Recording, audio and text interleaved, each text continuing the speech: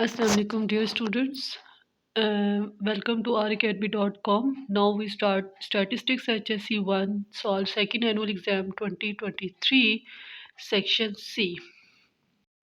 Section C is total marks is 26 and attempt any two questions. All questions carry equal marks and each question 13 marks and multiply by 2 is equal to 26. तो दो questions आपने attempt करने out of 3 में से first आपके पास है arithmetic mean median and mode from the following distributions. तो क्लासेस एंड फ्रीक्वेंसीज जो है वो आपके पास गिवन है, सोल्यूशन आपके पास गिवन है एंड फ्रीक्वेंसीज आपके पास आपने फाइंड आउट करनी है, क्योंकि हमारे पास arithmetic mean median and mode के लिए जो नेसेसरी कैलकुलेशंस है वो टेबल की फॉर्म में आपने फाइंड आउट करनी है। टेबल बनाना बहुत ज़रूरी है। टेबल अगर स्टूडेंट्स टेबल नहीं बनाते, विदाउट टेबल काम कर रहे हैं, तो टेबल्स के मार्क्स डिटेक्ट हो जाते हैं। तो टेबल्स के भी मार्क्स होते हैं एक हाफ, जो भी आपके पास according to questions total marks है उसके हिसाब से जो है वो मार्क्स जो है वो स्कीम बनाई जाती है और इसके साथ जो है वो प्रोवाइड किया जाता है। तो आप लोगों ने टेबल्स सही बनाया करें, टेबल्स के भी 2-3 मार्क्स बच्चों को मिल जाते हैं। जैसे कि एक्स नहीं था, एक्स निकालना था, F of x, cumulative frequency and class boundaries. तो 4 टेबल्स हैं, 4 टेबल्स के आई थिंक 2 मार्क्स या 4 मार्क्स भी हो सकते हैं, ये तो डिपेंड करता है टोटल मार्क्स कितने हैं। क्लियर। नेक्स्ट आपके पास अर्थमेटिक मीन फाइंड करना था। अर्थमेटिक मीन का फार्मूला यूज़ करना है, मीडियन का फार्मूला है एंड मोड जो है वो आपने अप्लाई करना है। टू द पॉइंट बात करनी है, ठीक है। तो बिल्कुल लेंथी नहीं करना कुछ भी, तो जो सिंपल क्वेश्चंस है उसके अकॉर्डिंग तो आप लोग ने करना है। Calculate coefficient of skewness by Karl Pearson method. Marks आपके पास है, फ्रीक्वेंसीज आपके पास गिवन है, कैरल पर्सन मेथड से अप्लाई करना है। और बच्चे कहेंगे कैरल पर्सन के तो 2 फार्मूले हैं, दोनों कर दें। तो आपको एक आता तो एक कर दे, ये तो नहीं है ना कि आपने मोड वाला यूज़ करना है या मीडियन वाला करना है, तो आप दोनों यूज़ कर लें कोफिशिएंट ऑफ स्क्यूनेस के फार्मूले। तो नेसेसरी कैलकुलेशंस का टेबल,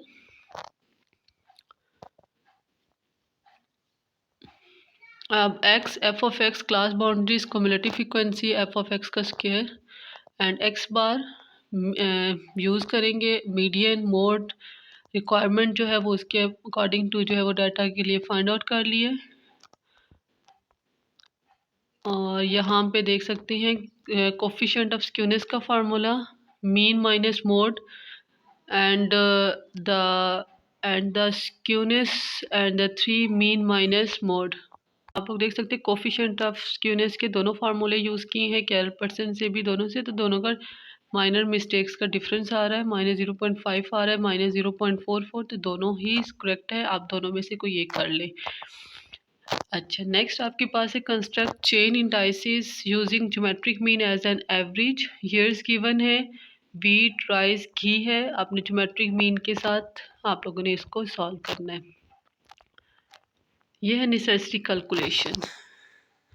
अच्छा, ये एक बहुत बड़ा एक क्वेश्चन आता है कि जी टीचर ये बता दें कि मैडम जी ये बता दें कि ज्योमेट्रिक मीन जो है वो हमारे पास समटाइम हम जब इसको चेन इंडेक्सेस निकालते हैं तो लिंक रिलेटिव जब हम निकाल रहे होते हैं तो वहाँ पर बेस हमारे पास फिक्स होती है फर्स्ट ईयर की, या उसमें वैल्यूज़ आती हैं।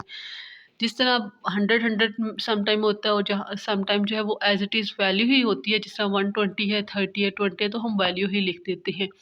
तो इन दोनों का मेजर डिफरेंस क्या है? तो इन दोनों का मेजर डिफरेंस ये होगा कि अगर आपके पास लिखा होता कि चेन इंडाइसिस आप लोगों ने ज्योमेट्रिक मीन से तो निकालनी है, बट प्राइस रिलेटिव का वर्ड गिवन होता। अगर प्राइस रिलेटिव्स के मेथड से आपने प्राइस रिलेटिव गिवन है तो फिर हम यहाँ क्या करते यहाँ पर, और बेस ईयर गिवन होता। क्या है? बेस ईयर गिवन नहीं है यहाँ पर।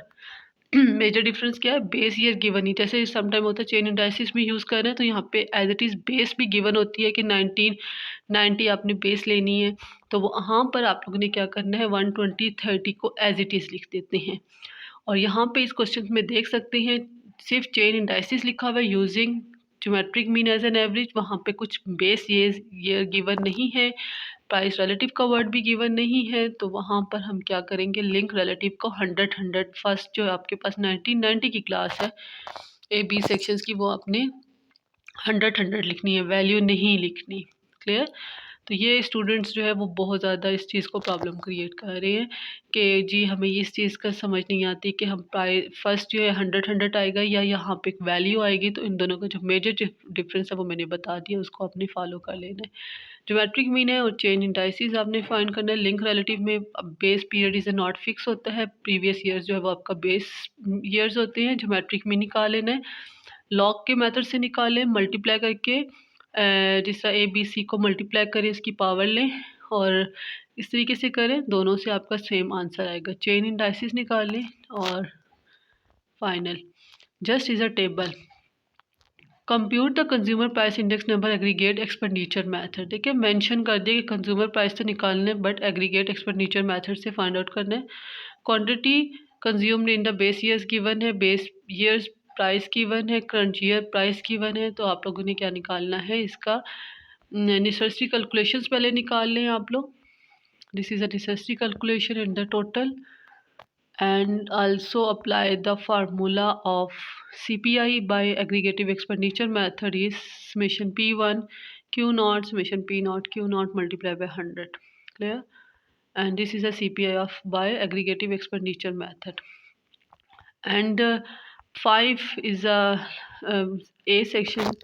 Find correlation coefficient and the regression line Y on X. तो आप लोगों ने वाई ऑन एक्स की रिग्रेशन लाइन निकालनी है एंड आपने आर भी निकालना है। तो एक्स एंड वाई की वैल्यू गिवन है।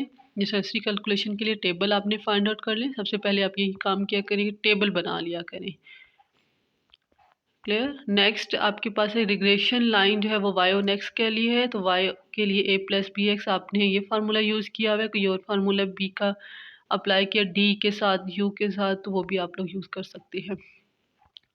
बी ए निकाला हुआ है, hence regression line Y on X निकाल लें। अच्छा यहाँ पे रिग्रेशन लाइन जो है वो इन्होंने यहाँ पर एक्स के रिस्पेक्ट से भी निकाली है, Y on X on Y भी निकाली है, because of we need R. तो आर के लिए हम क्या करेंगे कि दोनों का मल्टीप्लाई कर लें कोरिलेशन, या आप लोग दोनों का सेपरेट वैल्यू निकाल लें।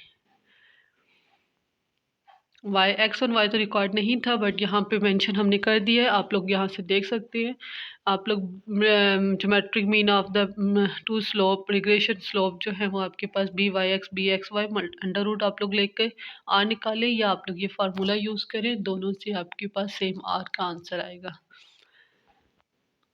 नेक्स्ट है smooth the variation of following data with the help of 4 years centre moving average. Y years given है, प्रॉफिट गिवन है